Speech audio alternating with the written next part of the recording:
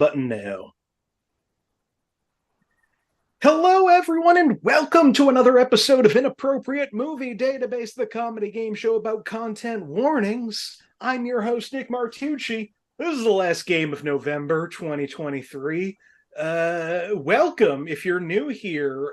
I really hope you like this show. If you do, you should go and check out some old episodes. There are over 200 of them. There is no way you can finish it. There is. I have nothing but love for you if you do. I would not recommend doing that. Also, if you're not a member of the Facebook page, you should join that if you search Inappropriate Movie Database or click the link in the description of this video. That's where you can get all the information about this show, including how to be on it. Speaking of that, now booking December dates. We're finishing up the year, and as I've been doing, let me give you a little hint as to what the dates and themes coming up are. I will say 2 of these shows have already filled up. So if you want to be a part of the show, now would be a great time to sign up. Starting with next Monday, the 4th at 9 p.m. Eastern, we're doing movies with actors named Josh in them. If you want an opportunity to josh around with a couple of Joshes, then join us for the Josh Picks episode. Boo! Oh, hey. Hey. Then on the 11th, we're doing This and That, movies with "and" in the title. That one's filled up, but wait list is available.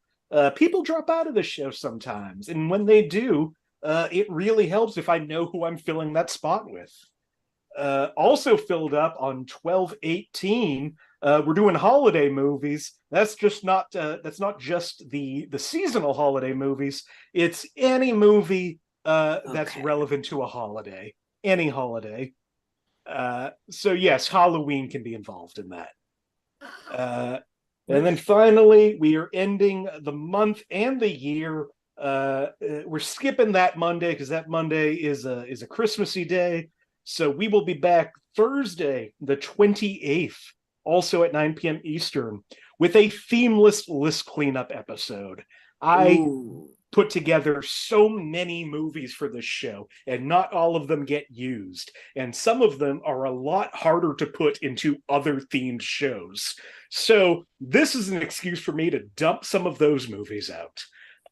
So if you want to be on any of those episodes, find me on the Facebook page or on Twitter and Instagram at IMDb Game. Those don't get updated as much as I want them to, but that's only because I am a tired person. Finally, winners of every show. We've been doing this now. This week will be the 20th time that we're doing this. Winners of this show have an optional prize they can claim, and that is they get to assign me any movie I've never seen, and I have to watch it over the course of the week and report back the next week. Last week, Mr. Josh Poirier won his 2nd episode in a row, and this time had me watch a horror film from this year, which I could not remember the name of. Malum. I will say this. I had it written down on my computer, didn't want to pull up my computer. So a few days ago, I was looking around Shudder to try to find it. It's not on Shudder, but I'm like, I know that it is it has to do with possession or something like that, and it's an M word that I do not know. So first I watched Moloch, which is a Danish film from last year. And that's not the film we're talking about. We are talking about Malum, which I liked less than Moloch. Malum is a movie from this year. It is, I found it to be a real waste of time. The writer-director remade his own film from 9 years ago. And from what I gather, I haven't seen the original, but he hasn't gained any more money or talent since then. So he just went in, It feels like a bad adaptation of like an indie horror game. Like there's some first person shooter shots in this movie. Yeah. Basically, it is a haunted house, but the house is a police station. Cults are involved. It's got vibes of like a Session 9, a little bit of Sinister mixed in, but it just isn't interesting. It relies too heavily on cheap jump scares and just like brutal gore that just got tedious after a while. Yeah, they're not all winners. So it's no When Evil Lurks. No. If you want to see a movie that's only slightly better, watch last year's Moloch, which is a a Danish film about it's got real Hereditary vibes. It's a lot of intergenerational stuff going on. Also some possession, also some cults. Those are two movies. I don't know that you need to watch either of them. Let's see Nick, if Josh wins tonight. Yep. I'm not gonna lie, the comparison to Sinister makes me want to watch it. No, I get it. And I would say, go ahead if you want to spend 90 minutes with that. It is it's nice that it's short. But you do have to root for a cop the whole movie. Which I know you I'm love. a James Ransone fan. I'm used to rooting for theatrical cops. Don't you worry. The only cops I will ever root for. You'll see a lot of them die too. So yeah, those are those movies. We'll see if Josh wins again, making it a three-peat, and if he has a better movie to force me to watch. Tonight on the show, we're doing non-theatrical movies. That's TV movies, straight to video, straight to streaming, all that sort of stuff. I tried as hard as I could to make sure these movies did not go to theaters. Some I'm a little iffy on, but I couldn't find any proof that they ever hit a theater. No box office info, no release date or anything. So I'm going to stick with these and hope that there are no arguments, and hope that if you did see them in theaters, it was after the fact. I've talked way too much up front. Let's bring in our guests. Joining me on the show tonight are Amma Marfo, Marty Viscosi, Josh Poirier, and Lloyd Legacy Sharp. Welcome, everybody. What's up, Nick? Hola. Hello. Now, tonight on the show, we've got our final question like we always have. No mini games. Because I don't need to fill my list that is already too long with some of these movies. So I want to get through a good chunk of them. So we're doing 12 movies, and we're doing the final question at the end. But with no mini game, let's just start off. And let's start off with the guy who's made me watch a variety of different movies over the last 4 months. Josh Poirier, welcome back to the show. What's up, Nick? How's it going? Going good. How are you? Good. You're all cleaned up now? Yeah, I'm all cleaned up, and they took off so much hair that they had to vacuum twice. The woman with the hairdresser was slipping all over the place. I got a cut. It's been 4 years, three years since I've got a cut. It's good to do it right before the winter, where you don't want all that heavy warmth on your head. Yeah, well, I mean, now I can wear hats. Now I can wear hats. I couldn't wear hats before. Well, Josh, full disclosure, you jumped in last minute of the show. You've already said that you don't really have ideas on non-theatrical movies. I will say you threw out a bunch of them during our bad movie episode, so I feel like some movies. Yeah, I do. I mean, the whole sharksploitation genre, most of them are straight to video, and that is a genre, sharksploitation. It's actually really interesting because Peter Benchley became my guy who wrote Jaws. Actually, became a shark conservationist. That's good. Has he saved more sharks than he has inadvertently killed? Probably not, but he did his best. I feel like if I accidentally demonized a whole species, I would also get into conservatory. Yeah, I mean, he just did so much for them after he wrote that book. That has nothing to do with direct video movies. I think you know what movies I really love the direct to video are a lot of the DC animated universe movies. Oh, totally agree.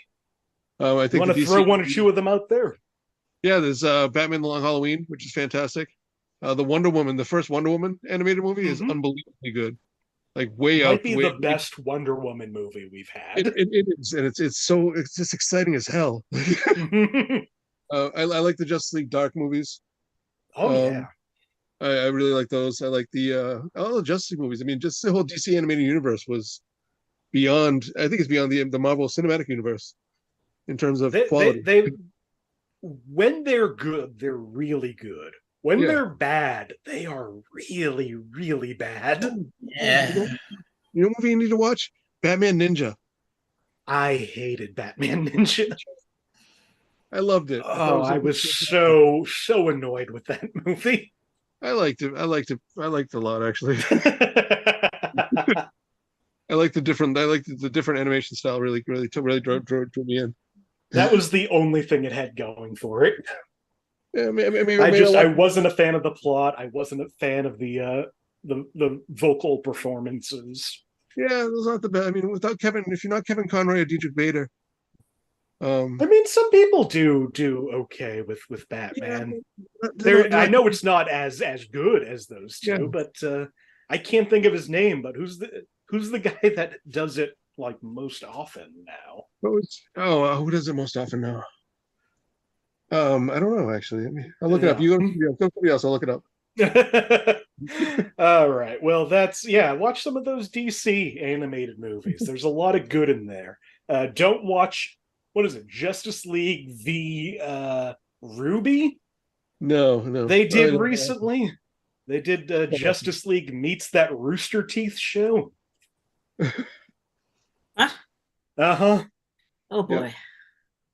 But yeah, there's some good stuff there. Battle of the Super Sons, I think, was one of the more recent ones I saw that was great. Yeah, that is great.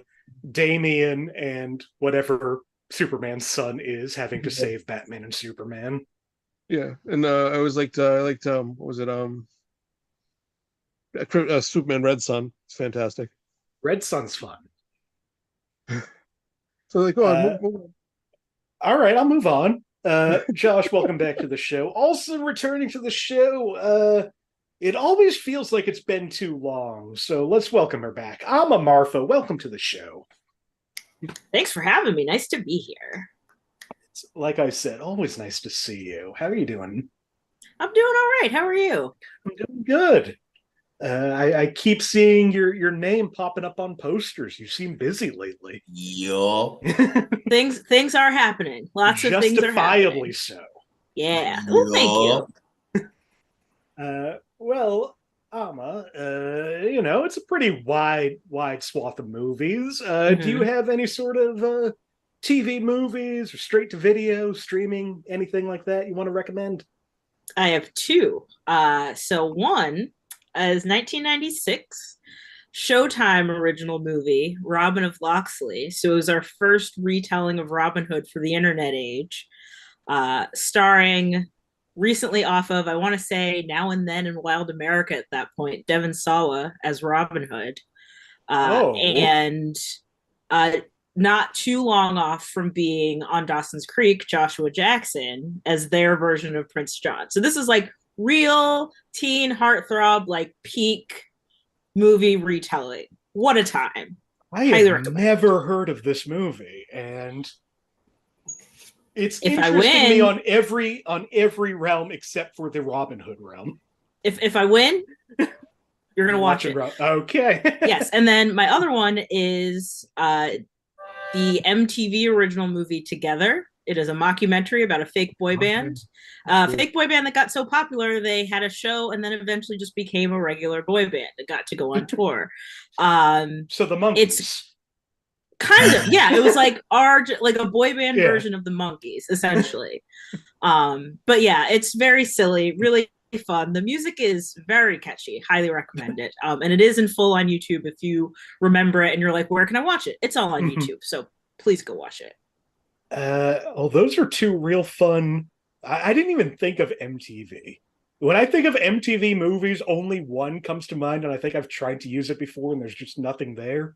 Is it Varsity Blues? No, Carmen the Hip Opera with yeah. Beyonce. Oh, I remember. Yeah, Mekhi Phifer and Beyonce were both in it. Yeah, that's a tough one to get into a game, but yeah, if you can make it work. Hip Opera. They should have just hung up the jersey. Well, Amma, welcome back to the show. Thank you. Also returning to the show, just another fixture of this show. I can't imagine doing this show without them at this point. Marty Viscosi, welcome back to the show. Hello. How you doing, Marty? I'm so good. On the subject of sharks, one of my kids today was being rowdy, so I got them chatting, and I was like, do you know why there's so many sharks? And he was like, because we haven't killed enough. So I don't know if the conservation efforts are working. But Kids, as long as he keeps those thoughts just to sharks. We'll see. He's only 11, so we'll see. Well, Marty, I feel like I know this about you, and I feel like I did hear something that you're a big fan of the DCOMs. Is there any of those you want to mention, or any others that you want to bring up? So I went a totally different direction when I was thinking about this, which was like the FearNet direction. But I do love a good DCOM, and now I'm reevaluating my choices. No, what's a FearNet? I don't know, Nick. Everything has left my brain with this new information. If you're ever looking for a guest host for a DCOM episode, you know where to find me.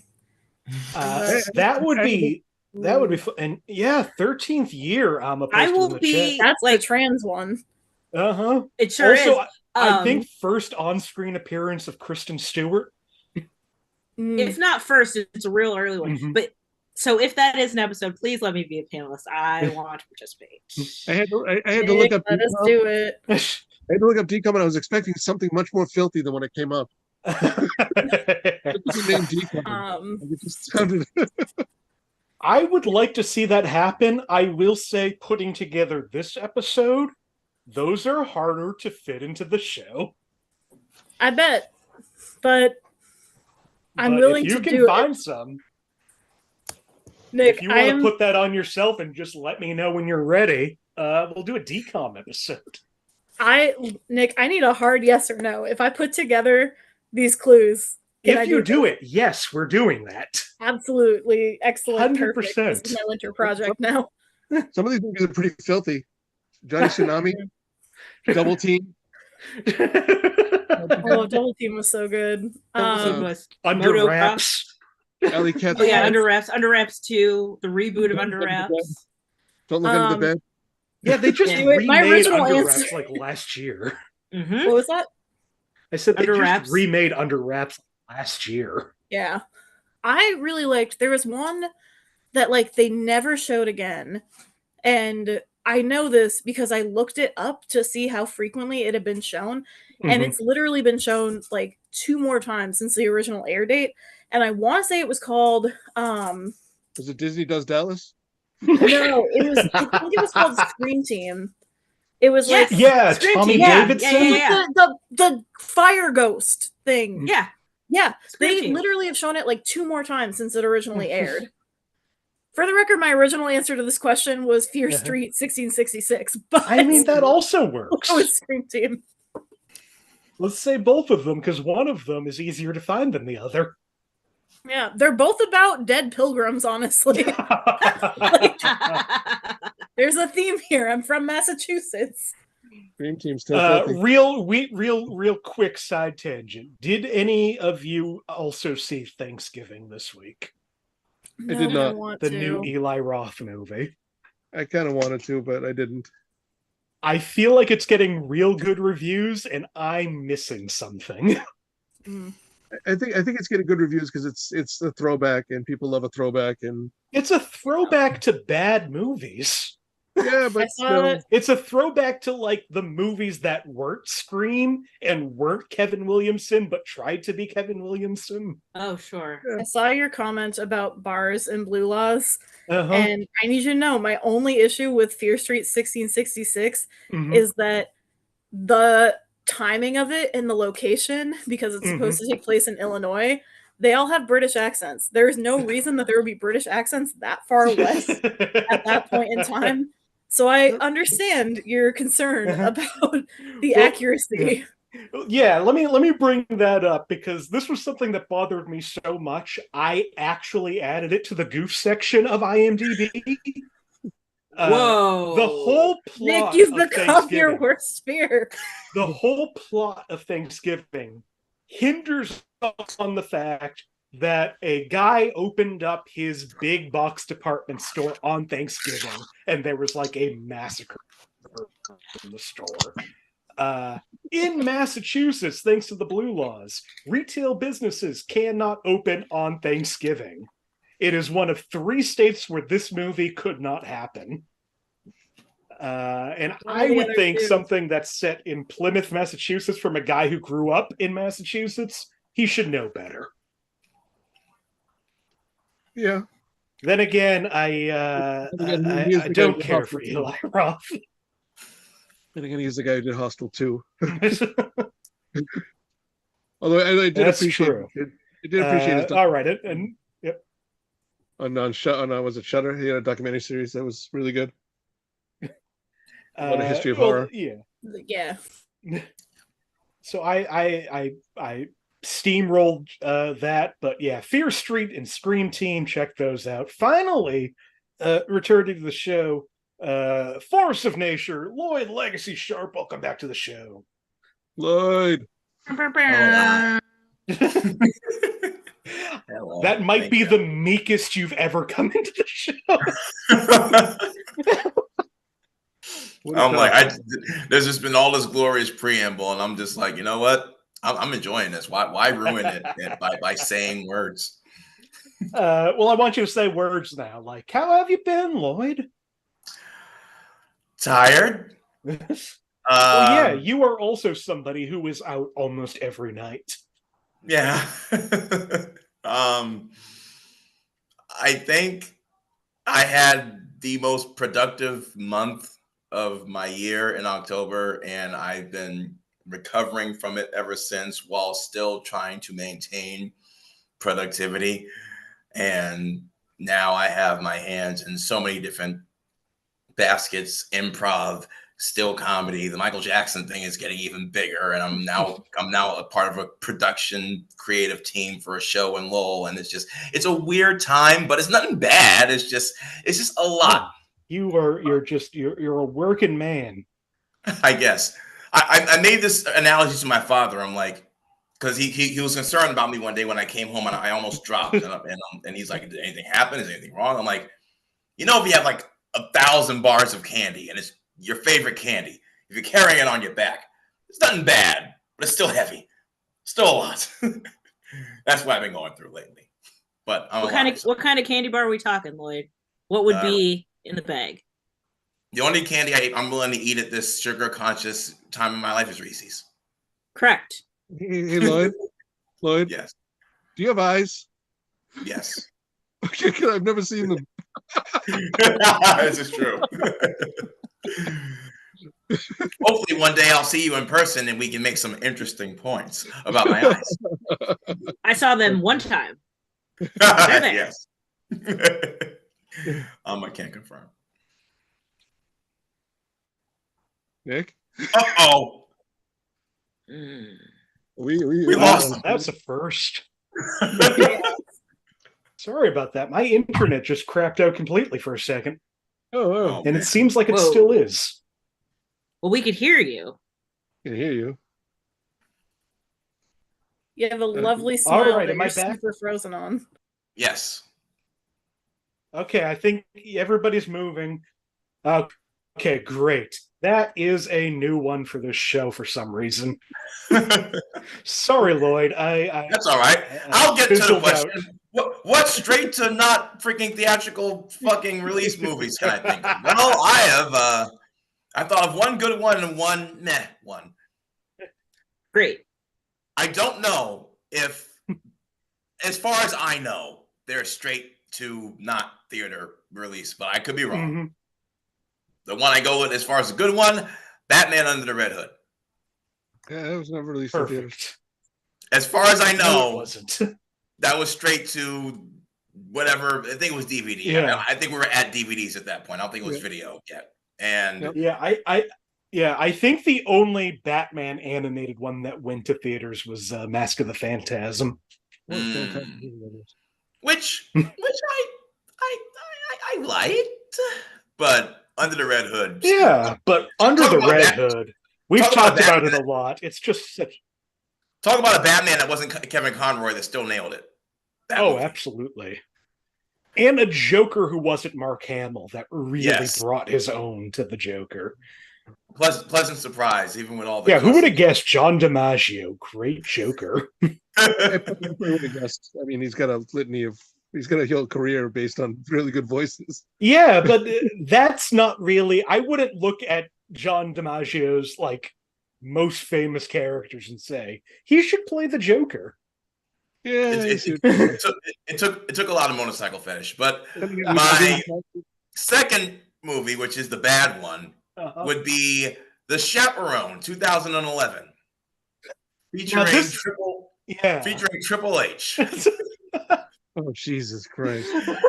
Now, look, to be honest, I think it's dumb, hilarious nonsense. But to call it a good movie would be objectively a lie. So I think it was better off not going to theaters. Wow, that is a movie that Dwayne Johnson. I think that's a movie I only know from seeing available on streaming services. Yeah, which is as far as it needed to go. Triple H is not Dwayne Johnson. Triple H is not John Cena. Triple H is barely Dave Bautista. So it didn't how dare you? Dave Bautista is a treasure. Dave Bautista. Exactly. Here's a hot take. The Rock is no Dave Bautista. I mean, that's fair. The Rock does not have the range of Dave Bautista. The Rock has a formulaic freaking pattern to his movies that has been carrying him for the last 15 years. I'm not going to deny that. But Triple H is even below that. Oh, yeah. Like, Dave Bautista could have Dwayne Johnson's career, but Dwayne Johnson could not have Dave Bautista's career. Couldn't be done. Yeah. The Rock has a very, very succinct team behind him. His movies got worse when he decided he didn't want to be injured anymore in movies. I think that's my big take about action movies is you need to be able to beat the shit out of your hero. Mm-hmm. That's what makes a movie like Die Hard an all-time action movie because they kick the shit out of him. And what did The Rock do best when he was a WWE superstar? Sold as a babyface. The guy that got beaten down and came back in the end. He was pretty much an action hero. Yeah. So, Black Adam.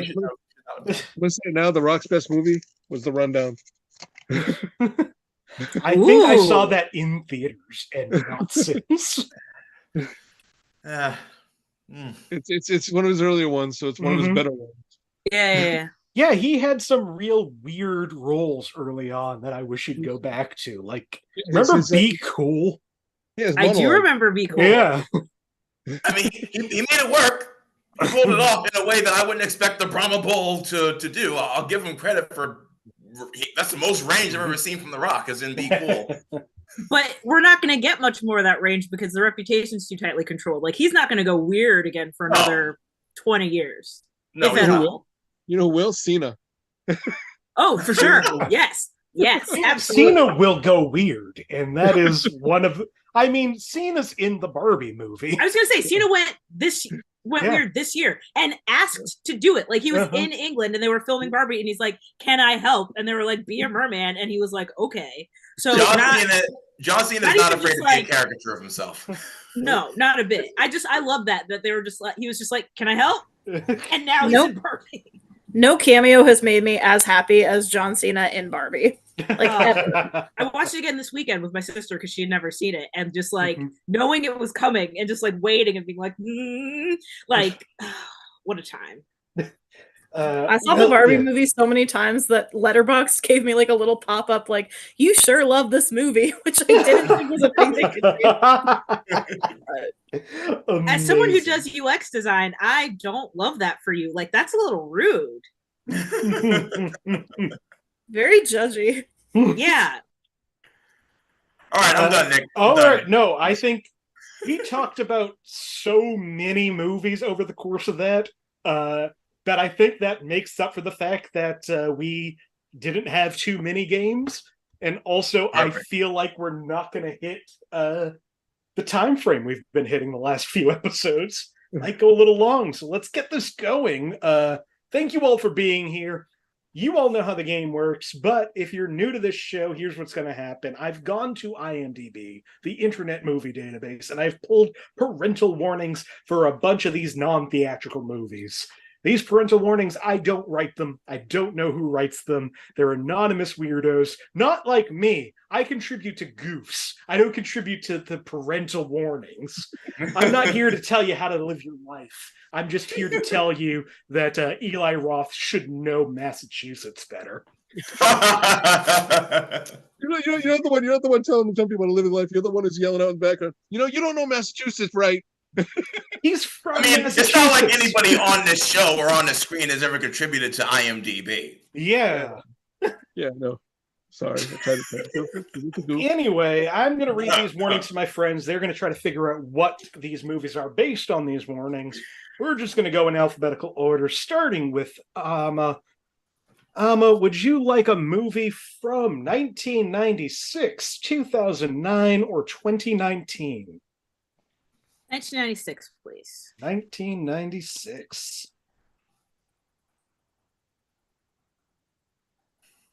All right. First movie of the night from 1996 for 5 points under the category of violence and gore. The main character is shown in some sort of torture device that forces his eyes open. Josh has a guess. Anybody else? What do you think, Josh? It's Lawnmower Man 2. This is not Lawnmower Man 2. Oh, man. I was so ready for Josh to get that first 5. Every time I'm here, Josh always gets the first 5 points he goes for. And I'm like, come on, Josh, keep the streak alive. God damn it. I will say, these are the episodes that, Lloyd, I have more faith in you. Because, as I always say, you confuse me with what movie knowledge you have. Yes. For 4 points under sex and nudity, 2 people passionately kiss on a couple of occasions. Very minor and wouldn't normally qualify for this section at all, except that one of the characters involved up to this point was not known to engage in that kind of behavior. And we started with a torture device? Okay. You like torture, no sex. like kissing. For 3 points under violence and gore, the villain snaps a woman's neck off screen, but we hear the sound. Though the BBC broadcast censors this. Oh, there's a BBC broadcast. Oh. Mary Poppins. That changes nothing for me. All right, for 2 points under violence and gore, the master, in the form of a snake, enters a man's mouth and takes over his body in a rather grotesque fashion. Later, as the body begins to decay, he is seen removing a bloody fingernail and flicking it away. Oh, Hey, Nick, I hate this. I'm having a bad time. I'm so sorry, Mark. I'm about to get this right at the 1 point I clue. wanna go home. All right, we'll do this 1 point clue under frightening and intense scenes. The operation sequence in which the 7th Doctor dies is depicted in a very intense manner. The later regeneration sequence may also be somewhat disturbing to those unfamiliar with the concept of the show, as it shows an apparent corpse come back to life, and is interspersed with footage from the 1931 horror film Frankenstein. Shit. What? Shit. We just have one person raising their hand. Uh-huh. All right, Josh. Hold on. Amma, what do you think? It's Doctor Who adjacent. I don't know the exact name of it, but there's something Doctor Who related in it. Josh, what do you think? This Day of the Doctor. You know what? I'm going to give it to both of you. It is not Day of the Doctor. Amma was actually closer. This is just called Doctor Who, the movie. Oh, I did not know that existed. I didn't know it existed under that title. It's a different title. I believe what it was originally a pilot for Fox. They wanted to bring Doctor Who to America. Eric Roberts plays the Master. No! And Paul Gauguin, no, what is his name? Paul something. Paul, is the 8th Doctor, who then got to show up again like 10 years ago. I've seen it. It's not bad. It's just not really what you want if you're a fan of Doctor Who. I should have known it as I should have known it from the Master. That sucks. That takes me off. Fox hits it big with American Idol, and suddenly they think anything they bring over to America from another country is going to work. Paul McGann and Sylvester McCoy. Yes, thank you. Sylvester McCoy is the 7th Doctor, and he gets Will Sasso as Pete. Oh yeah, well yeah, mid-90s, that checks out. We were throwing Will Sasso about with reckless abandon.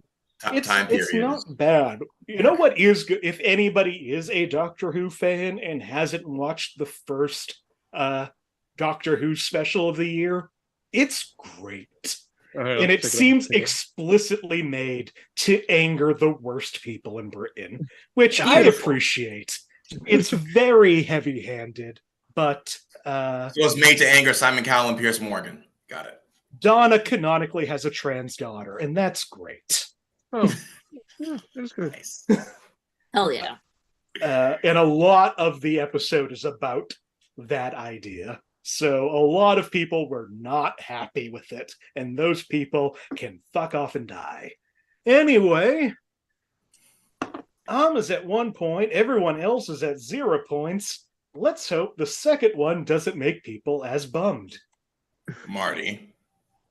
Okay? Josh, would you like a movie from 1986, 1997, or 2011? Oh, wow, you got me in a bind here. Let's go with, because 97 could be Lawnmower Man 2 again. Let's go with 86. 86. Right. I feel like I made a mistake with what you just said. 1986 for 5 points under alcohol, drugs, and smoking. A frog can be seen with a pipe in his mouth. Well, nice to know that me being born wasn't the weirdest thing that happened in 1986. Or me. Hey, happy birthday, both of you. Thank you.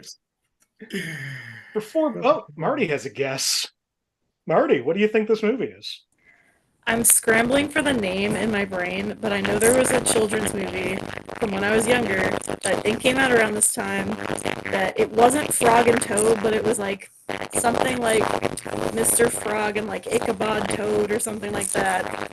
I think I know that movie is like a real early Disney movie. That's and I think 1949. And I think you're thinking of Wind in the Willows, which Ichabod and Mr. Toad. 1949. Yeah. Either way, it's neither of those. Listen, we got a lot of movies from the library when I was younger. I don't know when things actually came out. I saw it in 1994, which means it came out in 1994. Oh yeah, no, it was a double feature with Lion King.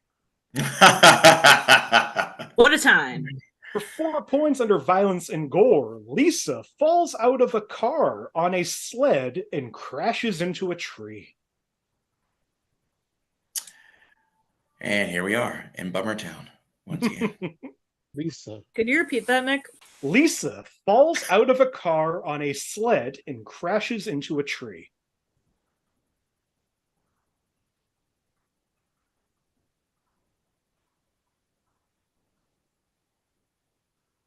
Okay, for 3 points under frightening and intense scenes, Barnaby and his minions may be frightening to young children, Barnaby's real-life persona as Mary's boss may be triggering to those who have experienced workplace harassment. Workplace harassment. That's definitely. Amma has a guess. Anybody else? No, Nick. All right, Amma, what do you think this movie is? Is this Babes in Toyland? The TV film starring Keanu Reeves and Drew Barrymore. This is Babes in Toyland. Keanu Reeves and Drew Barry? Wow. Okay. Uh-huh. There's a twosome I haven't. Okay. Damn. Wow. Okay. I feel like that's one of those combinations that in my head they're around the same age, but then you see a movie where one is obviously a little child. Mm-hmm. Like, I got that with, in my head, Christina Ricci and Winona Ryder are around the same age. I know they are. And then you watch Mermaids, and you're like, yes. nope. Look at that tiny little girl. Or the Cher video for the Shoop song. Yes. Which is an absolute delight. Keanu Reeves is 11 years older than her? That's weird. Outside of E.T., Drew Barrymore didn't register with me until the 90s, so I'm not surprised I don't remember this. So you didn't get into her really until after Rehab. Yeah. She was a different person Mm-hmm. Pretty much. when you saw her. All right. That puts Amma at 4. Josh and Lloyd both at 0. Marty at -1. No, not Marty. Lloyd, would you like a movie from 1994, 1999, or 2006? God darn it, I wanted 2011. 2006. 2006.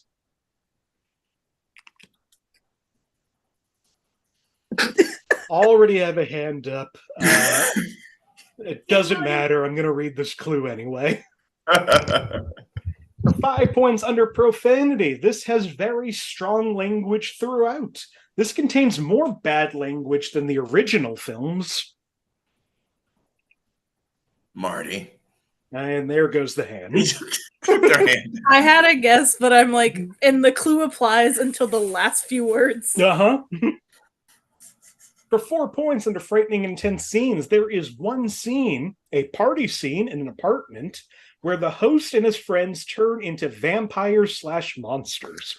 And everyone in the party screams. The movie fades black, and then the movie goes into another scene.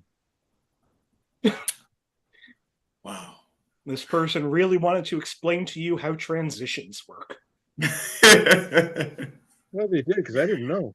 Yeah. All right, for 3 points under frightening and intense scenes, there are really no particularly scary scenes in the film, so no more than shows like Goosebumps or Are You Afraid of the Dark. The film tends to rely on blood and guts than it does all-out scares. Some scenes, however, would be considered frightening for very young children and or sensitive children. What's wrong with being a sensitive child? IMDb clue giver. Wasn't the first clue about like strong language? Uh-huh. Okay, just checking. Uh-huh. I don't think they call clue Very givers. strong. What was that? I don't think they call clue givers, Lloyd. I know. I just thought of it. Like they signed up, they're like, oh, well, I got to put my parental warning here. It's a clue giver. If they didn't know, oh, shame on them. Okay, for 2 points under alcohol, drugs, and smoking, smoking, drinking, and drugs are featured fairly heavily in 2 stories in particular. These being the second story, The Radio, and the film's final story, Haunted Dog. Was courage still a thing in 2006? He wasn't. Marty has a guess. What do you think, Marty? I haven't seen this, so it is a straight up guess. Yes. But is there a creep show too? There is a Creep Show 2. It is much older than this movie. Well, Actually, that's a shame. had the All raft. right. Scary one. Final clue for 1 point under violence and gore. Despite its cartoony and comedic approach, this has several violent and very bloody scenes, including a woman being hacked to pieces with a drill, a man stabbed in the chest repeatedly, shootings to the head, severed body parts, etc. In fact, this is probably gorier than the original Stephen King, George Romero helmed films. Wow. Okay. All right, we just have one hand. Oh, we have two hands. Marty, what would you like to guess this time?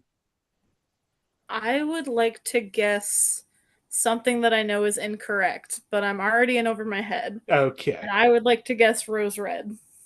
Josh, what do you think? There was an animated creep show? There was not an animated creep show. It is not Rose Red. Unfortunately, I do think Show 3? I do think I have to give it to Josh. This is Creep Show 3, not Creep Show 2. Nick, you're going to give Oh, it boy. to Creep Show, but not Creep Show 2? No, because Creep Show 2 was very specific. Nick. So animated creep show.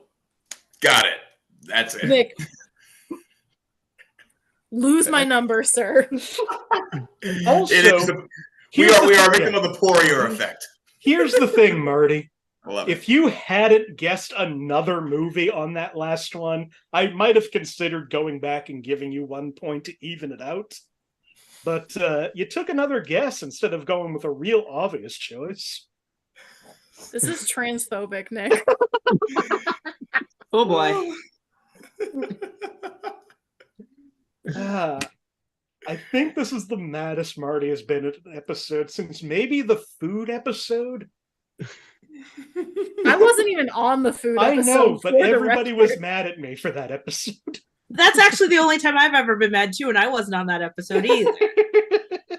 I felt a strange anger rise up in me when at some point when something must have been that. Josh felt the Alright. disturbance in the food But force. I'm at 4, Josh at 1, Lloyd at 0, Marty at -3. And mad about it. So mad. But Marty, I have faith in you. I think you can get one of these. Would you like a movie from 1975, 1999, or 2015? 2015. All right. We're all going to have a bad time together.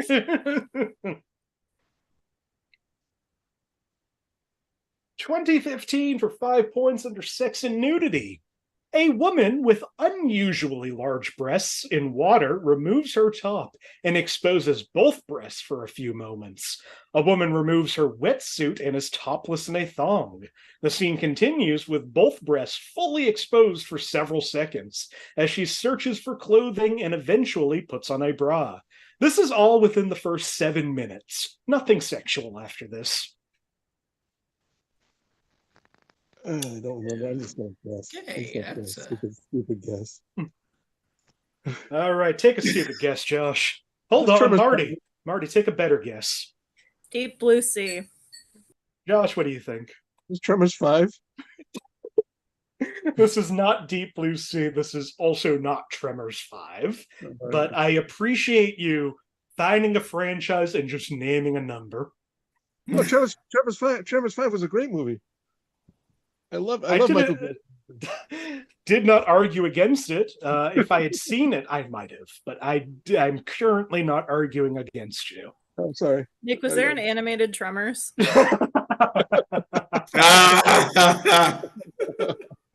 All back. Four We points. love it. For 4 points under frightening and intense scenes. The two men with severed heads full of blood shown can be disturbing for younger viewers. The creatures may be frightening to people who watch this as well. Lots of blood and gore. Wow. No. For 3 points under violence and gore, two men are seen with their faces partially devoured, presumably by the once captive mutations whose cages are shattered and thrown across the room. Blood surrounds the victims' heads. Josh, what do you think? Piranha 3DD. It is not Piranha 3 Double D. No? Nope. Really? Yep. You're wrong. You're wrong. Not me. I might be mistaken. I feel like that movie did go to theaters. I might have. And also, I think I had a lot more breasts than just one scene. For 2 points under violence and gore, a girl is quickly drug underwater after something brushes against her feet. No blood is seen. The girl's friend is also dragged under the water shortly after, but surfaces, spitting out blood and lots of it churns in the water as he struggles to get free, only to be drugged back underwater, never to surface again. Several people are attacked. A man in the bathroom in the underwater facility is chomped in half with blood spraying all over the wall. I should know this. So the water symbol was rated R. Amma, what do you think? Is this a Sharknado of unspecified ordinal nature? That is how you take a guess this late in the game, because I'm willing to be very generous. Wait, was there an animated Sharknado? It is not any of the Sharknadoes, though. Okay. I'm just saying that's how you guess. Thank you. Wait, was there an animated Sharknado? It's still not a Sharknado. Oh wait, I didn't. Josh, you can't make the joke if you're the one that benefited from it. That's not your joke to make, Josh. For 1 point under violence and gore, 3 people are eaten alive all at once by the shark. More people are shown screaming as they run for their lives. The shark manages to use its powerful flippers to move further onto shore and devour any remaining on the grounds. Yep. Give it to me. I know what it is. Josh, go ahead. For -1 point. Just 3-headed shark. This is 3-headed shark attack. That's a thing? Straight to video. Putting that on my list. Oh boy. Well, you gotta watch 2-headed shark attack first. Yeah. And then I believe it goes up to 5-headed shark attack. It's up to 7 now, I think. Oh, is it 7 now? Yeah, before they watch the 2-headed shark attack, watch Jaws. Yeah, watch 2. That's 1-headed shark attack. Yeah, 1-headed shark attack, watch Jaws, and then watch 2-headed shark attack. Then you get the whole story. You get the whole story There we starting go. with Jaws. Now, is it the same mayor in 2-headed shark attack as it is in Jaws? He Yeah, just Lord. won't close the beach. He gets God. eaten in 4-headed shark attack, and then comes back as a zombie in 5-headed shark attack, and then is eaten again in 6-headed shark attack. And I don't even know what's going to happen to him in 8-headed shark attack. So Amma is at 3, Josh and Lloyd both at 0, Marty at -4. Why am I the same person who hasn't guessed yet? But we've got 8 movies left, so there's still plenty of points on the board. For those of you watching at home, do you know that there was a past episode of this show where if I never took a guess, I would have won? Yeah, I believe both of the times you've won this show, Lloyd, that was the case. Lloyd just comes to hang out, and I think that's nice. I did once win with 4 points, Mm-hmm. which required me to guess, but No, but everybody else was in negative points. So if you hadn't guessed, you still would have won. that fair. We called it the Let Lloyd Win episode. Mm-hmm. All right, we're back to the top of the order with Amma. Would you like a movie from 1971, 1997, or 2000?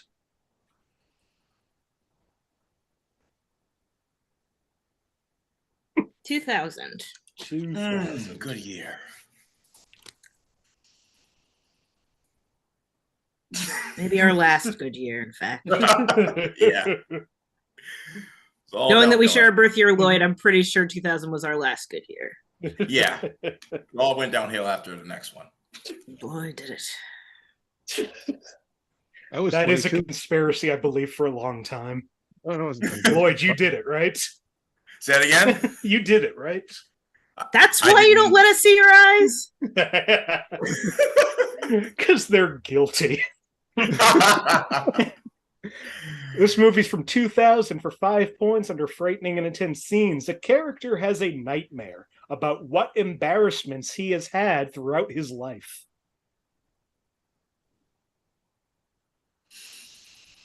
That's Josh the movie. Never got to go to Nickelodeon Studios. For 4 points under profanity, in most of the movie, a teen is somewhat rude to his own father. Never got to see What Would You Do in person. Never got to climb the Aggro Crag. Guts they should bring back for adults. Yes. Isn't that just Wipeout? It Guts. is, but no, it's much more of weak American Ninja Warrior. Like you're supposed to be able to do the tasks. You have it, Guts. For 3 points under sex and nudity. At one point, Sylvia pins a main character to the ground and kisses him repeatedly, leaving his face covered in red kiss marks. Never got to tell my cousin to fuck off in an episode of Double Dare. Never got to play on Nick Arcade. Nick Arcade seemed so fun until you knew anything about how it worked. Yeah. Very convoluted. For 2 points under violence and gore, Max falls off his skateboard but doesn't seem to be hurt. Oh, wait. Never got shot at Marty that by has the a legend. guess. Amma has a guess. Anybody else? No, Nick. Yeah. All right. Josh, what do you think this movie is? Is this a Goofy movie? Amma, what do you think this movie is? It's an extremely goofy movie. Marty, what do you think this movie is? I'm in agreement with Amma. I think this is an extremely goofy movie. This sure is an extremely goofy movie. I guess a Goofy movie. Yeah, you Is there an guessed animated, correctly. extremely goofy movie? That's a different movie. This is the A goofy sequel. movie wasn't. A goofy movie was in theaters. An extremely goofy movie was not. Uh-huh. It's a Goofy movie. Like I was like, oh, this is a Goofy movie.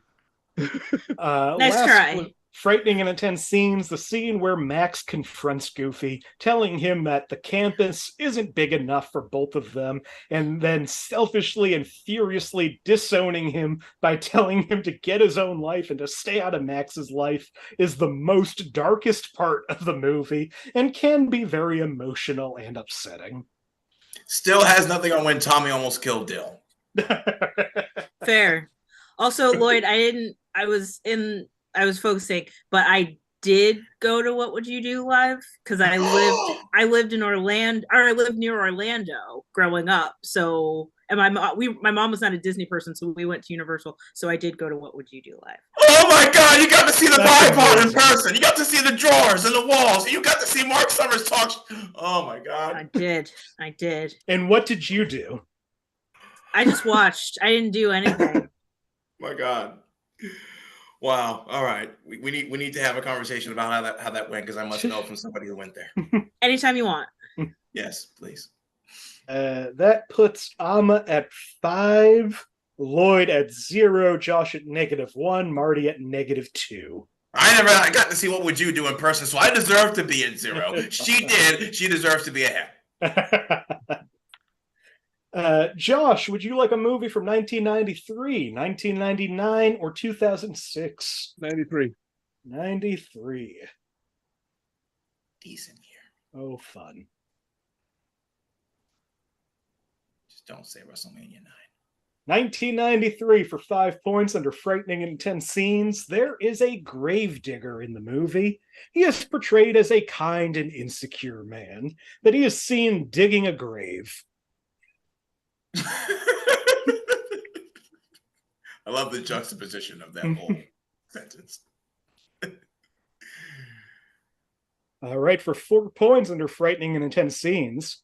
I will say that this clue seems like somebody arguing and then somebody else arguing with the arguer. Okay. I believe it was edited twice. So, given the Halloween theme, there are several frightening scenes that may scare some audiences. In parentheses, please don't tell parents what to do. Opinions belong in the reviews section, not here. Out of parentheses, it truly does have some scary parts. Nick, could you repeat the year? 1993. All right, Marty, what do you think? Okay, cool.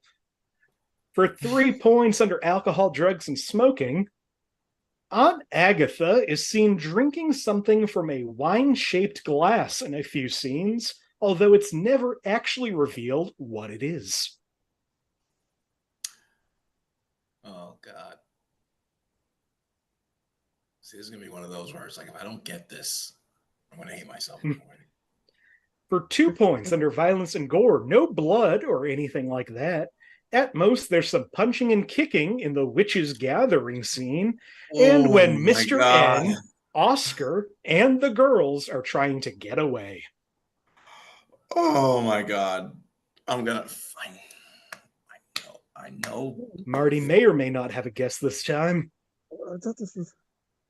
All right, Josh, what do you think this movie is?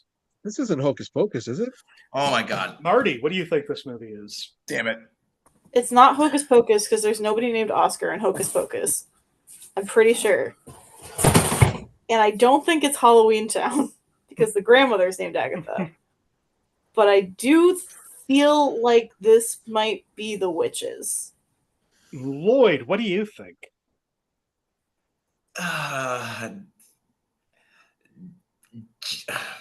Jeeves and Jeeves and Wooster? Jeeves, yes. I mean, what a Wow. weird, wild pull, but it is not Jeeves and Wooster. God damn it. I didn't want you to struggle trying to come up with that. Fair, thank you. It is also not The Witches, which did go to theaters. And what's it called? Hocus Pocus, famously a big summer hit in 1993. It was like, that was a theatrical theaters. release. I remember that. A big summertime hit. That's what threw me off. I was like, what the heck? All right, Oh, the my last God. clue under frightening and intense scenes. Agatha is portrayed as an evil witch who treats people cruelly and threatens to hurt them. She has banished her sweet, caring twin sister on the other side of a mirror for 7 years, and the spell is scheduled to become permanent at midnight on Halloween. We've got 3 hands up. Wait, maybe not. All right, Lloyd, what do you think? Fuck. Double toll in trouble? Josh, what do you think? I have no clue. Okay, cool. Amma, what do you think? My guess is also double toil in trouble. Lloyd, I really thought you had it on the second. This is the Mary Kate and Ashley film, Double Toil. Oh! Thank So goodness. I know. Look at Yes. you, Lloyd. Look at you. I believe this was their second movie after To Grandmother's House We Go. Mm-hmm. I Thanks, loved Mama. this movie as a kid. A friend of mine is watching these or just finished watching these in chronological order. Oh, wow. Started earlier this year. It was just like, I want to watch all the Mary Kate and Ashley movies. I was like, we're in the what's the golden name age of their television. podcast? What do you want? She doesn't have one, but she probably should. I'll ask Yeah, her I feel about like if it. you're gonna do something like that.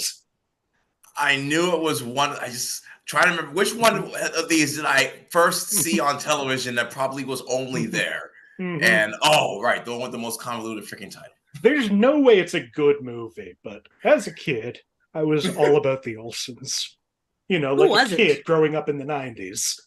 We didn't have Who a needs choice. Who needs quality for entertainment as a child? There were kids who thought Batman and Robin was great. Mm, Yeah. Yeah. Yeah. That puts Amma at 6, Lloyd at 0, Josh at -2, Marty at -3. Finally, I earned my nothing. You Hell did yeah. earn your nothing.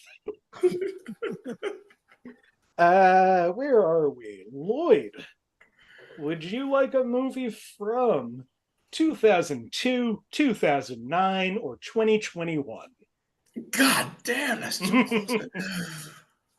2000 and not 21. 2002. Yeah, let's go back there. That was That things was a weren't- long way to get. That was a long way to get to that too. That final, It was. that final It felt journey. convoluted. and long weird. way around. The scenic route. 2002 for 5 points under profanity. Since this is a made-for-TV movie, there is little profanity. but much of the dialogue might be somewhat repugnant to especially pious Christian viewers. Repugnant in 2002? Never. To the Christians. To the Christians. Yeah, kind of. Always. Televangelism was on its way out. Thank you. For 4 points under sex and nudity, a teenage girl is shown completely nude in the fetal position on the floor. No visible genitalia. Oh yeah, Pat Robinson wouldn't like that. Nick, could you repeat that? Sorry. Yep, a teenage girl is shown completely nude in the fetal position on the floor. No visible genitalia. I just see some of these people like freeze framing it and like making sure it's done there. Oh. Believe me, I looked. I did not see even an ounce of this teenage girl's genitalia. And that looks like an hour and a half. Okay. For another hour and a half afterwards. For 3 points under violence and gore, a boy is killed when a metal bucket falls on his head. A girl is crushed to death by a falling basketball board. A man is electrocuted by the microphone. Okay, Christian or not, you should just have empathy for that. By the microphone, not a microphone. The singular microphone. The microphone. No, not the two turntables and a microphone. The microphone. Yeah, exactly. The The microphone. turntables are not involved. No, they're not involved in this. Yeah, you're right. For 2 points under violence and gore, a woman has a tendency to be abusive towards her daughter by slapping her, dragging her into the prayer closet by force, and throwing tea in her face. Marty has a Robert guess. Smith. Anybody else? No. We're just gonna. All right, Josh, what do you think this movie is? I don't know. I'm just throwing out flowers in the attic. Marty, what do you think? I didn't think there was a TV version of this, but everything about this screams Carrie. That's because this movie is the TV remake of Carrie. How? Nothing in that book is TVable. Starring Angela Bettis, I think is how you pronounce her name, who is in a movie I love that I never hear anybody talk about called May. May, yeah, Lucky McGee. She is great in that. I have never seen this. And it's Anna. She was also great in. She's great in a lot of things. She's fantastic in everything she does. Marty, you say nothing in this movie was TVable, but you have to remember this is 2002, and MTV still had music videos at the time. There was plenty that was TVable. That's What fair, what network did it? That's a very good question that I don't know off the top of my head. It's a sci-fi network. I want to check. I think I can get this. If Cisco can get away with anything he did on television, anything else is TVable. Just saying. Cisco, did you say? Yes. Oh, okay. Yeah. He was on television and stayed there. So what was televisionable in 2002 is pretty much open-ended. For some reason, they just will not tell me. Oh, NBC. This was network television. Well, you don't see any genital nudity in it. No. And the language is just bad for pious Christians. Yeah.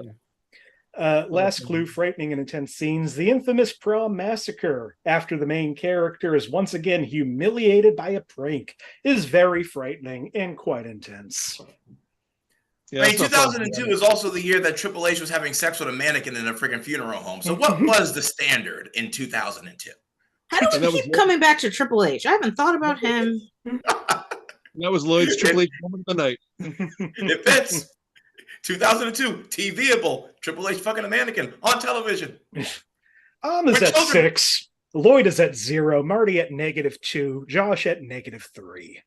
Yeah, right on. Marty, would you like a movie from 1994, 1997, or 2011? Nick, can I have the 20 and 21 suggestion that was given to Lloyd? You cannot. 2011. Yes! You know, let me just say, Marty, fortune favors the bold, so I'm glad you asked it all. Is there an animated 2011?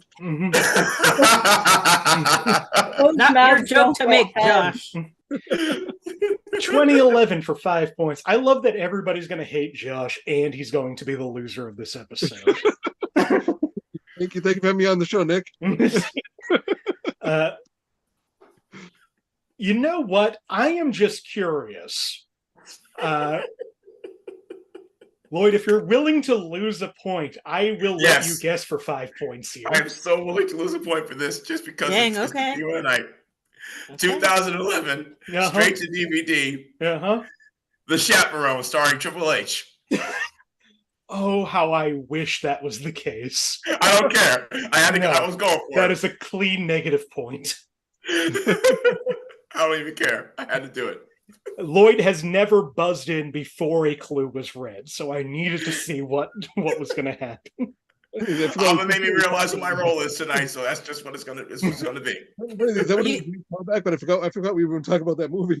You closed out. Well, no, I was going to say you closed out the rule of 4, but technically it's not, or rule of 3 rather. You went to 4, so now you got to take another lap. Yep, Triple H. Let's go back to Triple H. For 5 points in 2011, under frightening and intense scenes, there is thematic material involving dancing and defying. Defying what, Nick? Frightening and intense scenes, there is thematic material involving dancing and defying. I'm just gonna throw a guess out here. Absolutely. Josh, what is your guess? I don't know if this is a damn movie at this point. Footloose 2? There is no Footloose 2. Okay. Is there an animated Footloose 2? Just check. For 4 points under violence and gore, at one of the concerts, one of the bullies interrupts and causes a fight. They throw stuff at each other, cups, etc. Lots of bullying is shown. You know, Triple H was once a bully. Yeah, he was in The Chaperone. Yeah. For 3 points under frightening and intense scenes, the band performs the song Be Heard, Be Strong. It defies the school authorities. Quote, be heard, be strong. I want to make some noise. We're tired of this. We want to stand up for what we believe in because we are the one. There are many other defiant lyrics in this song. Josh, what's your guess this time? I don't know. One of the High School Musicals? I mean, solid way to guess. It is none of the High School Musicals. I never watched them. I was 35 when they came out. If it were a High School Musical, Marty or I would have got there. I assure you. What was that? You know who else is defiant? Triple H and DX. All right, that's 6. If you need another, you're gonna have to find 3 more. You've got double the amount of triples H's. Please don't let one go around again on that. For 2 points under violence and gore, Wen gets a black eye from a falling picture frame. Charlie slams his hand in a drawer, breaking several fingers. The team spits lemonade onto their bullies. You know who got a black eye once? Oh, yeah, we know. The animated Marty, what do you think? You're muted. Is this Lemonade Mouth? This is the Disney Channel movie Lemonade Mouth. There it is. Oh, man, I would never guess that. Damn. No, that felt like one that if anybody was going to get it, it was going to be Marty. Marty, yes. Annie wants everyone to know that she knew it a couple clues ago. Last clue, violence and gore. The team fights guys trying to take away the lemonade machine. You know who else used to fight guys? Triple H. We have You're 4 gonna have to movies keep count. remaining. You're gonna have to keep count now, Lloyd. I'm out. we're at 15. One more for each of you. Is at 6. Marty now in second place at 0. Lloyd at -1. Josh at -5. It was worth it. Fucking worth I was just gonna say, was it? I'm glad it was. I'm glad it was. It's enough. I did what everybody else always wants me to do: guess, and kept the theme going. Take it. Commitment to a bit. We love it. Yes. All right. Amma, Mhm. would you like a movie from 1975, 1999, or 2006?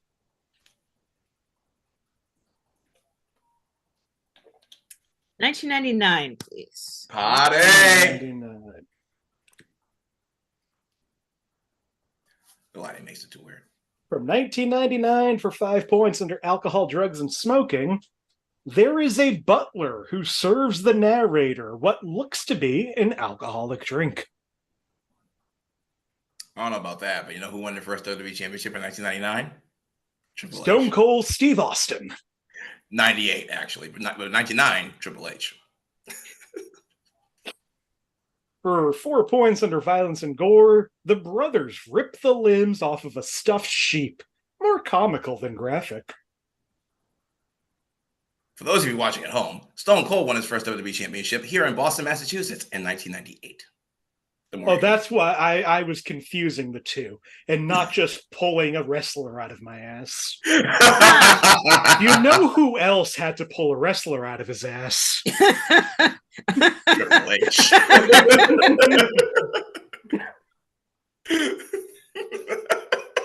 You pulled Double H. Well, after it, he needed preparation, Triple H. Oh, no.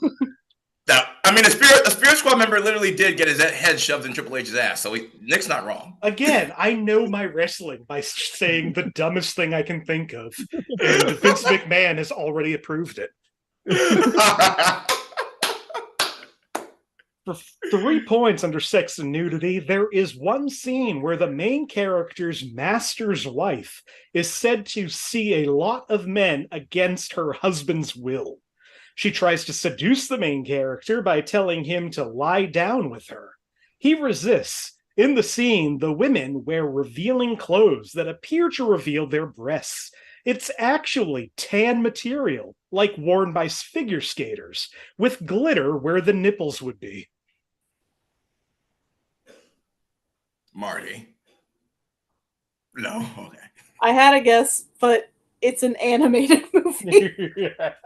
Like, I had a guess. insincerity. I had a sneaky guess for the first clue, and then it went completely wrong. For 2 points under sex and nudity, the NR rating was most likely only because of the women's outfits that are 1,000 times more revealing than those shown in Jesus Christ Superstar, which is rated G. And they even show nipples in this, but behind pasties and glitter. Wait a second. So they don't. Wait a second. I no longer think this is Joseph in the Technicolor Dreamcoat. Josh, what do you think this movie is? I don't know. I know the plays. I know I used to do theater a lot. Godspell? It is not Godspell. Yeah, I thought it might be. I'm wrong. For 1 point under violence and gore, the brothers attack Joseph, not graphic at all, and then rip his coat and dip the coat in animal blood. Oh, okay. Nick, I'm gonna run into traffic. I swear to God. Now, 2 of you don't have a guess for this? No. Amma, what do you think this movie might be? I'm about to participate in something that makes Marty so mad, but is it Joseph in the Amazing Technicolor Dreamcoat? Oh, Marty already said it's not that. Josh, what do you think? Joseph the Amazing Technicolor Dreamcoat. No, Marty was sure it wasn't that. Marty, what do you think this movie is? Nick, this is about to be my 13th reason. Oh, no. It's Joseph the Amazing Technicolor Dreamcoat. I'm going to play in traffic, I swear to God. This is a cry for help. Thank you all for coming to the conclusion on your own. This is Joseph and the Amazing Technicolor Dreamcoat. Here's the sad thing. Is Marty had me so convinced that it wasn't Joseph the Amazing Dreamcoat that I went with Godspell. I was so. I hate this. You were so sure in a way that shocked me. You were so sure in a way that made me lose a point. I'm so sorry. I just. It is surprisingly rare that somebody has the right answer and says it's not that movie and then just continues with the game. Well, like, I was the youth director for a church for years. I know the Bible Joseph story, but then you said, like, the NR rating, and you said there were, like, pasties and shit, and Yeah. I was, like, super stuck on, like, the animated, like, Prince of Egypt style one. No, Donny Osmond keeps things sexy. Ew. I hate everything about that. 1, 2. That's the most upsetting sentence I've heard all week. And it is Monday. It will not be topped. You know who never kept Name things a sexy? sexier Triple Mormon. H. Ugh. I won't. He'll make a man out of you. What did that do to us? Amma has 7. Marty has 1. Lloyd has -1. Josh has -5. 3 movies left. Right on. Josh, would you like a movie from... What do we have left here? 1971, 1997, or 2009? Go with 1971. 1971. Sure, why not? So this one was probably straight to streaming. Yeah. Or straight to VHS. I don't know which. No, that wasn't even around there. That's what I'm... Yeah, wow. That is the joke I'm making, Josh. Now available to own on video cassette. 1971 for 5 points under violence and gore. 2 men argue, then fight.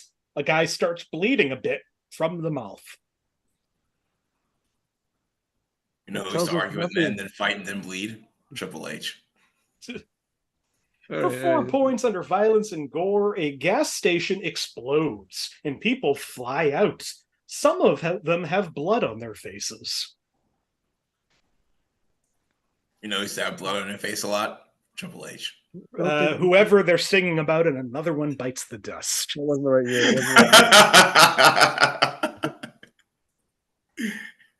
For 3 points under violence and gore, a truck tries to run over a man who almost dies.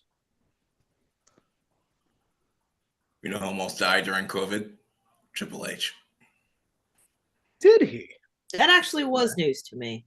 Yeah, he had an episode that stemmed from that. Yeah. Massive heart attack. For 2 points under frightening and intense scenes, suspenseful road rage throughout the movie. We got 1 hand up, we got 2 hands up. Josh, what do you think this movie is? Smoking the Bandit 2? Amma, what do you think? Is this Duel? It is not Smokey and the Bandit 2. It is. Steven Spielberg's first movie was a TV movie called Duel. Right. After you said Duel, I was like, that's Duel. Which inspired I was just talking to somebody about Duel the other day because it inspired a great episode of Bob's Burgers, a Christmas episode that I just watched over the weekend. Is that a newer episode? No, I think it's probably season 4 or so. The one when they're getting chased by the truck that's the candy cane and they can't use the cell phone. Oh shit, yes. Because Gene is waiting on the phone to request Jingle in the Jungle, which is a great Christmas song, and Bob's Burgers should release a full-length version of it. Why aren't there more Bob's Burgers albums at this point? I don't know. I know there are at least 2, but like there's some songs I want like full versions of. And Jingle in the Jungle is one of them. Last clue in that frightening and intense scenes, the whole film is rather intense as the truck driver keeps antagonizing and then doing dangerous stunts on this guy in a car. This being from 1971, it's pretty slow. It's pretty slow moving and not a kick in your face suspense compared to today's thrillers, but the film does get more intense as it goes on. It's like Jaws with a truck. Yep. Basically. Land Jaws. Yeah, the guy who wrote the book for that now it was became a car conservationist.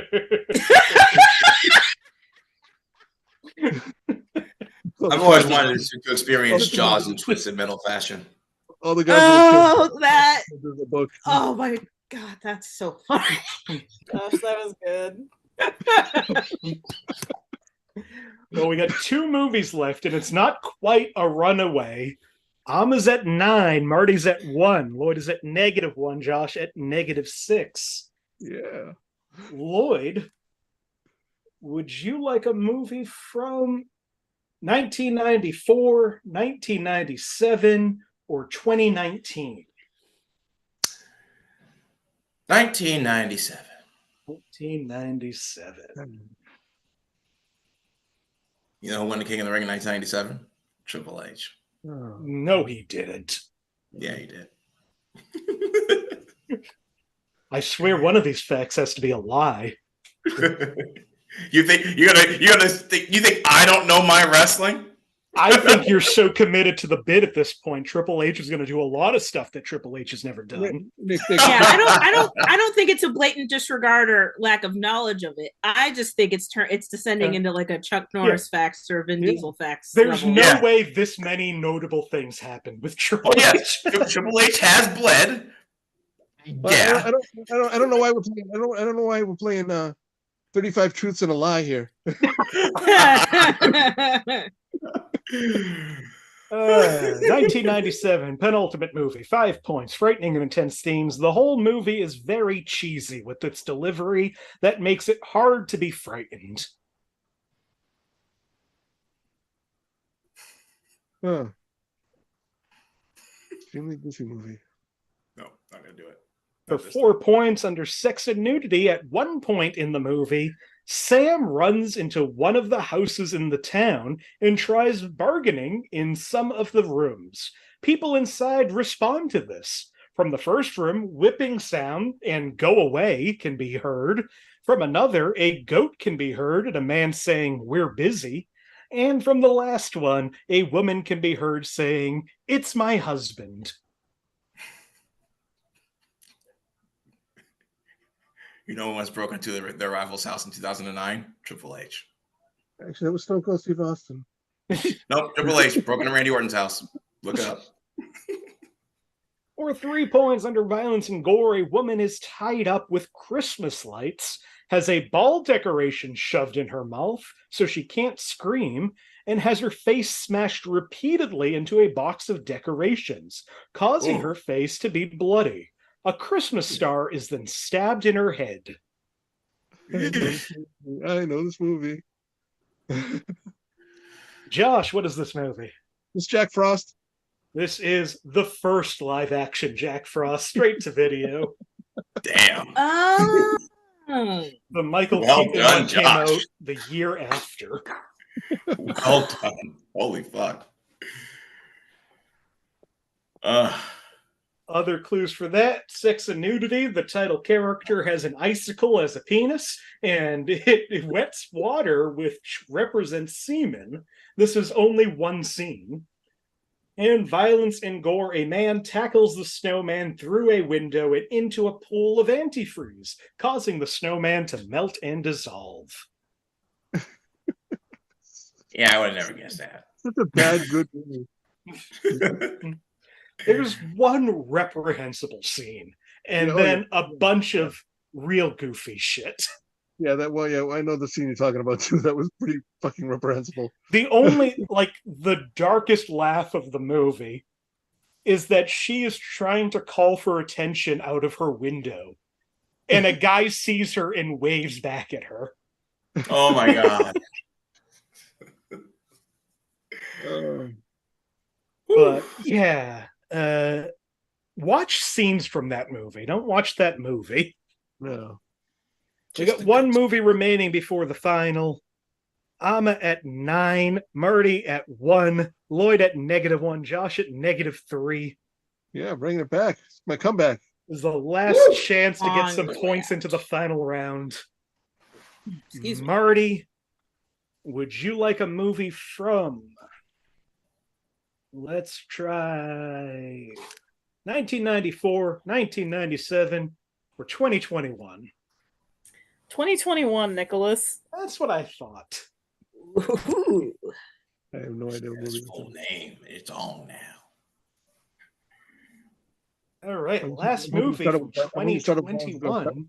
Start with violence and gore. 5 points under sex and nudity. A man is occasionally shirtless. A man is seen in his underwear. Towards the end, a man is briefly seen fully nude from the side.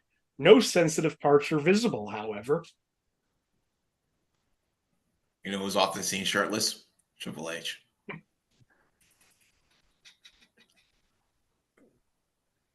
Very curious, Lloyd, how you tie in this one for 4 points under violence and gore.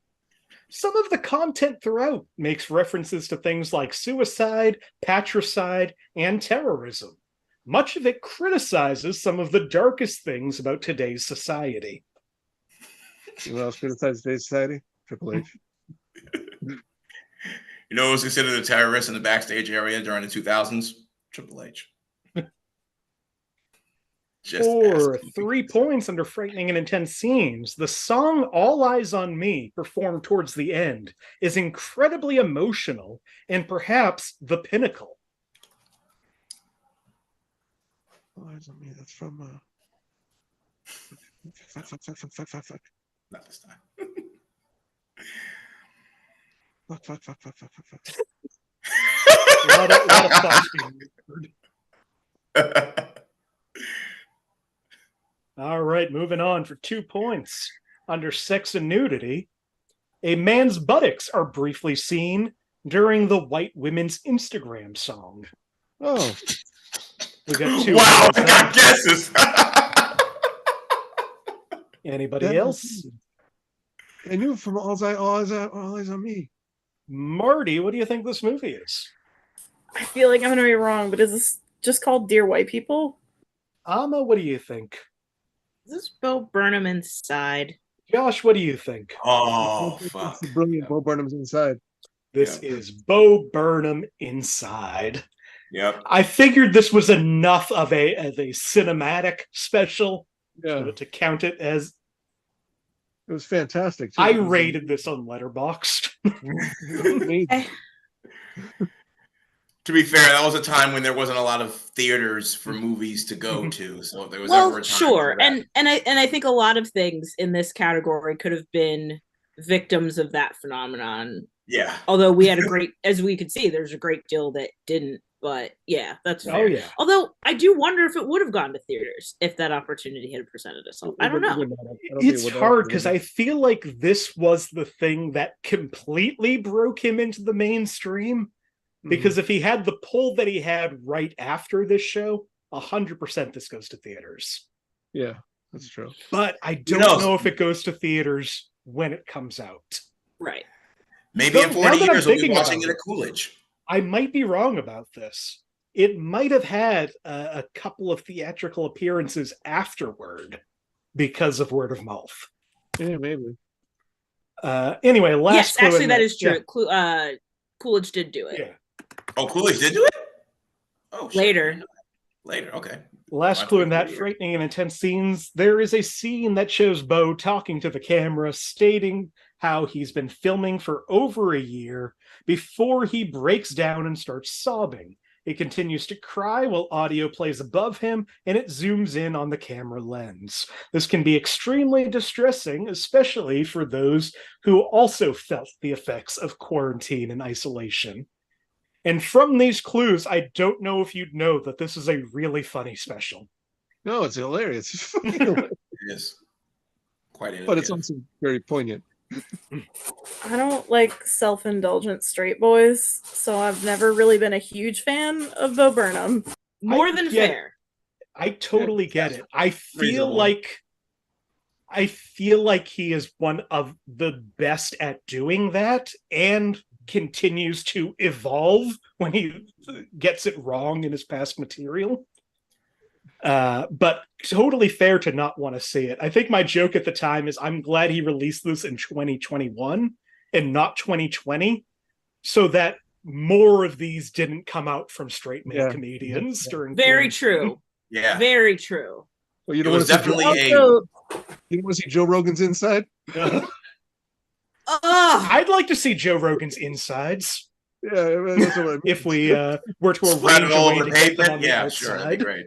Yeah, like disembowel him. Yeah. I will say, like, I think he gets a lot of credit for being like woke and reflective of his material, but he's also like re-recorded his Helen Keller song like in very recent years, and that's not great. Right. So I don't know. No, I don't it's totally quite fine. give him a That's pass. fair. Even It Steve is. Martin. It's kind of like holding it in both hands, and it's like, I know that I've evolved beyond this, but I can also make money from it. So okay, like I get that definitely. Even Steve Martin knew when to let King Tut die, so I get it. No, he didn't. He went brought to him St. back John's. I went to thousands of Presentation years of Mary. after King Wait, Tut. one at a time. He did what? He's never let it die. He's re-recorded it since. I mean, don't know. do you count his participation in the Prince of Egypt as bringing it back because he did sing in that? I mean, for larger production, as opposed to just re-recording it and re-releasing it 10, 13 times because it worked once. Somebody That's did. Not letting it die. Somebody Living did. off of it is one thing. Keep going back to it when we already know what it is. That's not letting it die. Somebody did post a screenshot of his credit in Prince of Egypt saying that it sounds like a shit post because it just says Steve Martin is Hotep. That's very funny. All right, we got our final question we need to get to. It's a runaway. We're playing for second place. Amma's at 11. Marty, you're at 0, so you can try for that 3 extra points. Lloyd at -1. Josh at -1. Bet it all. So basically, Amma, you can risk up to 11 points or down to 0 if you want. Josh and Lloyd can risk up to 1 point, and Marty can only try for the 3 bonus points. And a question I'm about to ask about made-for-TV movies. All in. You can all privately message me or just say, because we're doing this What's really for the fun point? at this point. Absolutely, Marty. That's right. I got to answer with the chat. Okay. That's all difficult.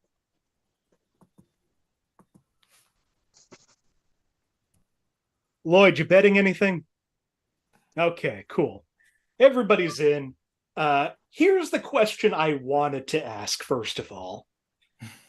How many Christmas movies has Hallmark produced? But I could not find that information anywhere. I scoured so many search engines. Nobody had a straight answer. So instead, I'm going with a question that does have a straight answer. In 2023, this year, how many Christmas movies is Hallmark putting out? Privately message me how many Christmas movies Hallmark is releasing in 2023.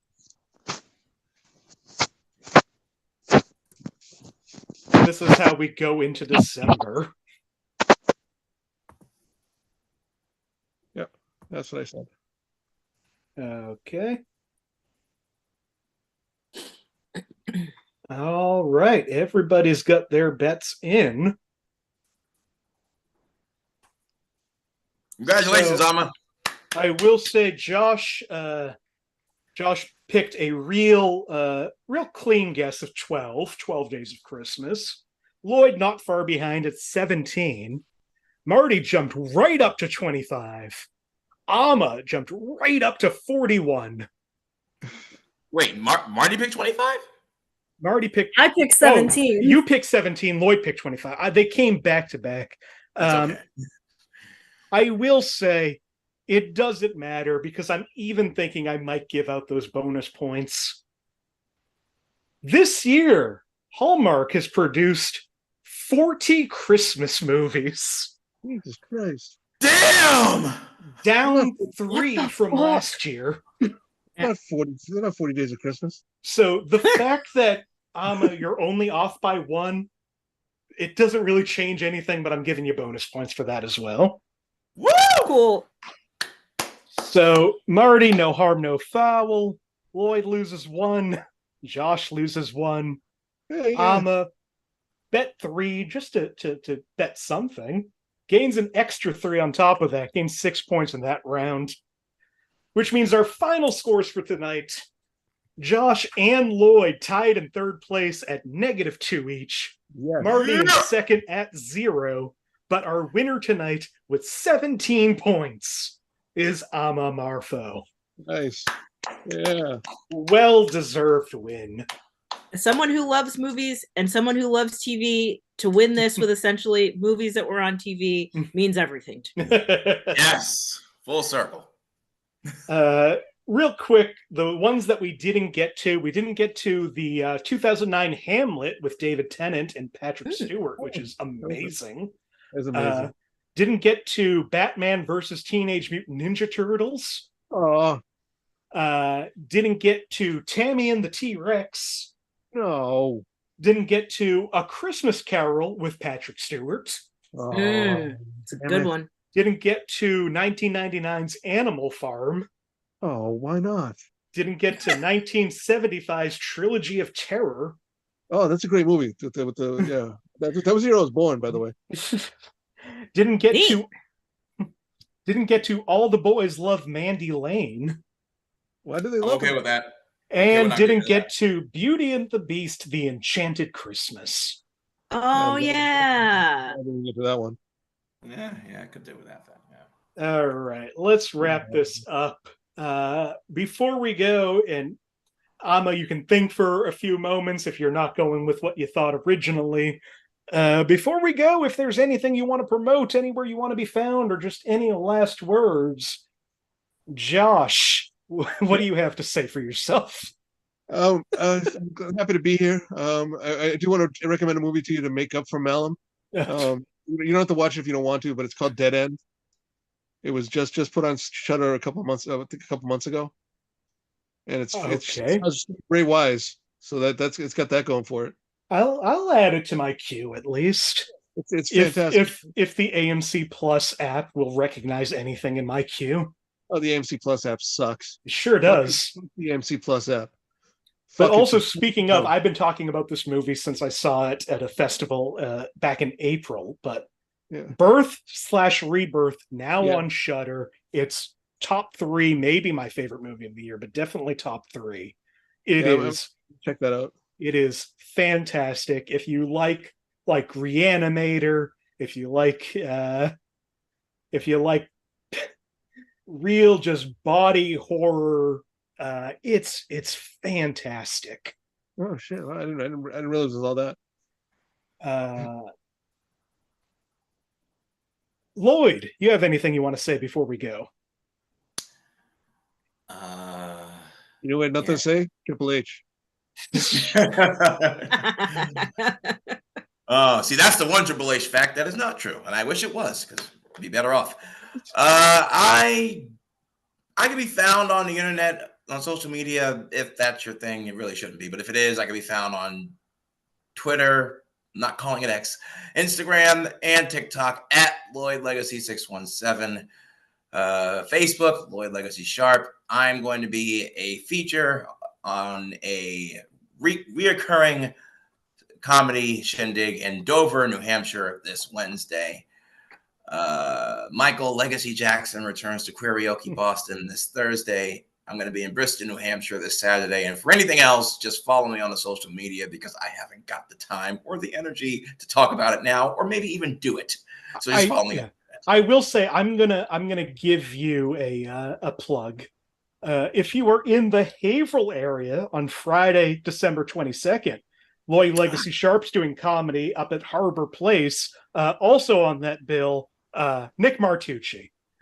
Yes. So I will be there. Marty, I'm going to send you a link. You got to come out to this show.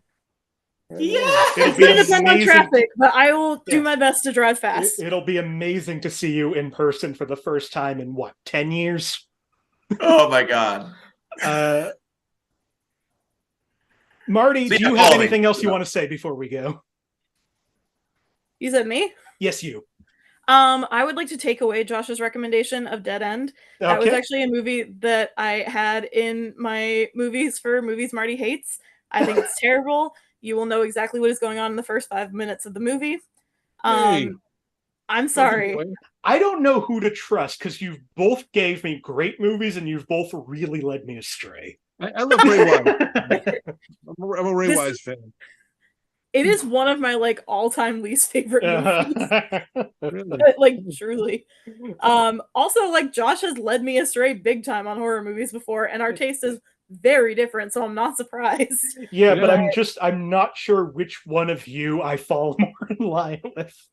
I liked it. I liked You it know a what? lot. Fair. But yeah, that's all I have. I'm in Alright. Minneapolis and I don't really do anything except exist here. I'll be coming to Massachusetts if people want to hang out. I am getting into town on the 22nd, so I'm gonna Oh drive shit. as fast as I possibly can cross country. But send me the link because I really want to go if I can make it. Yeah, it's gonna be a real fun show. I want to say Tyler Tuttle's also on that show. Oh, now I don't want to go. Maxwell Schultz is hosting. Yep. I forget who else. I know that there's one or two other. Oh, Misadventure, I think, is on that show. Yes. Marty, you'll love Misadventure. Amazing. I want to go real bad. It's truly going to depend on Oh, traffic. I get it. Yeah. Finally, our winner, Amma Marfo. First of all, am I watching this Robin Hood thing, or did you? You are. All right, I'm gonna watch the Devon Sawa Robin Hood. Devon Sawa, Joshua Jackson, Robin Hood. It's on Tubi, so you can Oh. stream it. Thank you so much for It's, telling me that. And it's great when Devon Sawa's dead hand comes up and plucks the poster. Well, now you've spoiled it, Josh, for heaven's sake. Sorry. There's also that moment where he just appears in front of Christina Ricci and says, "Can I keep you?" Which Mhm. doesn't make any sense for that movie. It's very confusing, but you just go with it. Yeah. Like the whole movie starts, right? Because Robin Hood sees a plane crash, but it turns out that he's just a vision. Correct. Yes. And he's been killed by Chucky like 4 times now, right? Yeah, I think Something so. like that, yeah. All right, we're talking Devon Sawa. Amma, do you have anything you want to promote before we end this incredibly long episode? I want to start a I'll do it podcast. quickly. I am on I'm on Instagram and YouTube at Amma Marfo. I have a half-hour special on YouTube. Please watch it. I had fun making it, and I hope you enjoy laughing I'll to watch it it. tonight. Hmm? I'll watch it tonight. Excellent. And Let me know what you think. what is the name of that special again? It is called Enjoy Your Nachos. It is such a funny special. I have already watched it because I'm a good friend. Thank you. And then 2 shows that I will plug on December 16th. I am part of a year-end sketch show called Hungry for Laughs, the proceeds of which are going to a food bank in the area whose name escapes me, but the important part is December 16th at the Rockwell. And then on January 20th, I am headlining Nick's Comedy Stop with some friends. So come out to that. That one is a joint benefit for All She Wrote Books in East Somerville, Massachusetts, and for Prison Book Program. So if you like comedy, if you like books, if you like the idea of having friends, come to the show. We'll have a good time. Yeah, absolutely. Go see Amma wherever she's performing. Just in case you're not local, Nick's Comedy Stop, no relation, and have never played there. Can I plug something real quick? No.